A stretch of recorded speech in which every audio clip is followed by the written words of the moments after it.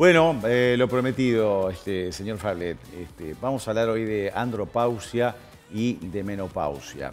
Ya veo que se está acomodando para visualizar muy bien allí las imágenes.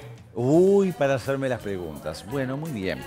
Saben que lo correcto es hablar de síndrome de deficiencia de testosterona masculina y no de andropausia, que es un tema quizás, una denominación mucho más común, pero reiteramos, síndrome de deficiencia de testosterona masculina o también lo que se conoce como hipogonadismo tardío. Es un proceso fisiológico que se inicia ya por los 40, 45 años, generalmente un poco después de los 50, y que de alguna manera lo que significa es que los testículos empiezan a descender en lo que es la producción de hormonas masculinas. Es algo que es un proceso lento, progresivo y que muchas veces puede pasar inadvertido. Generalmente el descenso o la reducción de testosterona se da entre un 1 y un 2% de manera anual. O sea, por eso es algo que es muy lento, muy paulatino y muchas veces hasta poco evidenciable o poco percibido por el hombre. Como les decía, no debe llamarse o denominarse menopausia masculina porque no tiene nada que ver. Primero, la mujer, la menopausia, que ya después vamos a hablar, es la última menstruación, específicamente el último sangrado. Es eso, nada más. Que se da en un contexto clínico, que después vamos a ver, o en un periodo que se conoce como climaterio. O sea que hablar de menopausia masculina es un error conceptual tremendo que no tiene absolutamente nada que ver si tenemos claro lo que significa entonces el término menstruación. Pero bueno, si bien existen algunos síntomas similares, como vamos a ver, entre lo que es la denominada popularmente andropausia y menopausia, lo que ocurre, como les decía, que en el hombre se da de una manera muy sutil, con un descenso, o esto representa, vamos a suponer, las hormonas masculinas. Hay un descenso del 1% a 2% anual, o sea que es muy lento, muy lento. ¿Qué son las pelotas, Daniel? Esto está simbolizando las hormonas masculinas, que ya vamos a ver cuáles son, pero básicamente la testosterona. Entonces, esa disminución es muy lenta y eso hace que sea muy sutil, como les decía, la sintomatología. Que no se da en todos los hombres por igual, un aspecto a tener en cuenta, que no se da a una edad fija, como les decía, 40, 45, 50, 55, y el ser tan lento hace que esa variabilidad sea a veces muy difícil de definir, que los síntomas no son exclusivos, a este síndrome de deficiencia de testosterona o hipogonadismo tardío, se puede dar en otros problemas de salud, y que no todos los hombres, en función de la velocidad en que ocurre, lo perciben de la misma manera. Entonces es un tema que no es tan sencillo. Si vamos a las hormonas que producen los testículos que tenemos acá, esas hormonas se llaman andrógenos, los hay de distintos tipos. Quizás lo más conocido es esto que estamos simbolizando con estas pelotitas amarillas, que son la testosterona, pero también tenemos la androsterona y la androstenediona. Antes que me pregunte, y esto depende de los laboratorios, los valores normales van entre los 270 a los 1000 nanogramos por decilitro, la cantidad de testosterona normal. ¿Se puede hacer ese estudio, Dani? Se puede hacer ese estudio. ¿Cómo se pide? Se pide testosterona, dosificación de hormonas masculinas o dosificación de testosterona se hace, ahí está, se hace ¿Después de los 45 años? A la edad que quiera. A veces cuando hay trastornos de fertilidad, por ejemplo, se pide. Dentro del pool de exámenes que se pide en el hombre está también la testosterona. De todas maneras, junto a otras hormonas. Y otra cosa que les quiero decir, la testosterona no es una hormona exclusiva del hombre, también la tiene la mujer. Y los estrógenos no son exclusivos de las mujeres, también los tienen los hombres, los que los tienen en porcentajes diferentes. Las mujeres también tienen testosterona, ¿tá? Un tema entonces a tener en cuenta. Bueno, vamos ahora a la plaquita que tiene que ver con los síntomas que pueden aparecer en la andropausia, como les decía, o el síndrome de deficiencia de testosterona.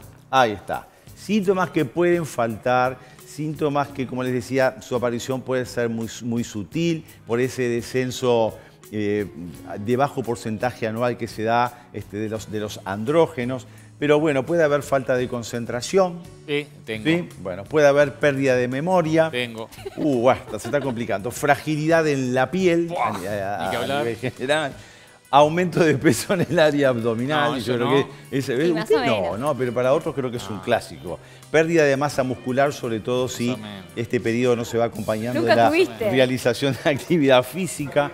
dolor en las articulaciones, cuando siempre decimos la humedad es lo que mata, no solamente es Sí, la humedad, también. es el descenso de los andrógenos. Pérdida de cabello o cabello más delgado, tampoco es su problema. Tiene una porque muy buena cada vez más cabellera, pelo. Martín. también. La irritabilidad o los Tengo. cambios del humor.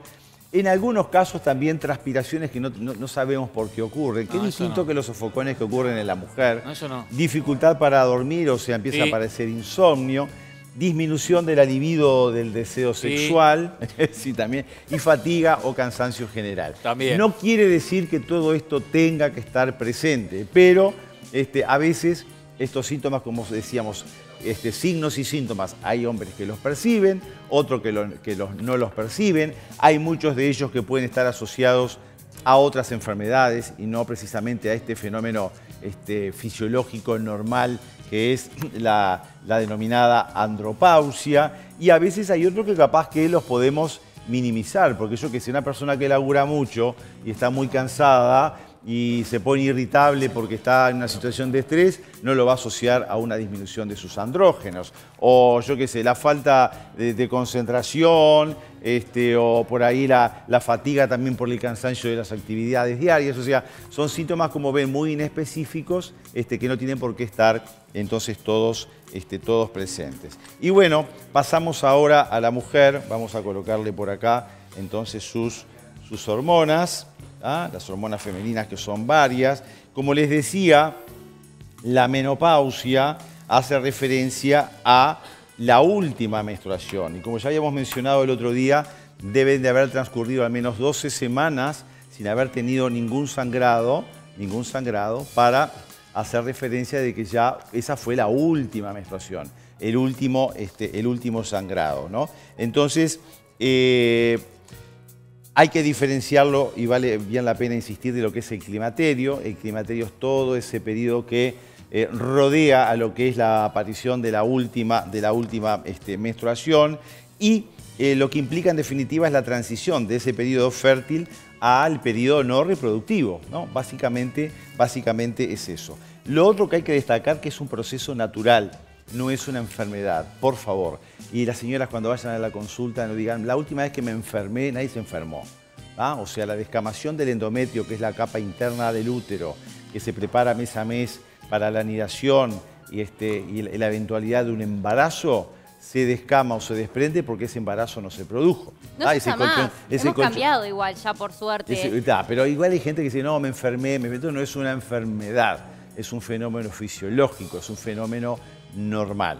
Eso que tiene que quedar muy, muy claro. Bueno, en las mujeres, obviamente que las hormonas femeninas que más causan todo el síndrome climatérico, toda la sintomatología que ocurre cuando estamos cerca de la última menstruación, son los estrógenos, que como les decía, van bajando, pero no son las únicas hormonas que tiene la mujer. Este descenso de estrógenos generalmente es más rápido que lo que ocurre con los andrógenos en el hombre, y son los causantes de toda la sintomatología que ahora vamos a estar viendo. Pero la mujer tiene otras hormonas, como son la folículo estimulante, es la que estimula a los folículos a que maduren los ovocitos o la célula reproductora, que las mujeres ya nacen, desde que nacen ya nacen con todo el capital o el pool de hormonas reproductoras femeninas que va a tener a lo largo de su vida y que se van perdiendo en cada ciclo, a diferencia del hombre, que la producción de espermatozoides es continua. La mujer ya nace con esa alcancía llena de ovocitos que se van entonces perdiendo a lo largo de toda su vida.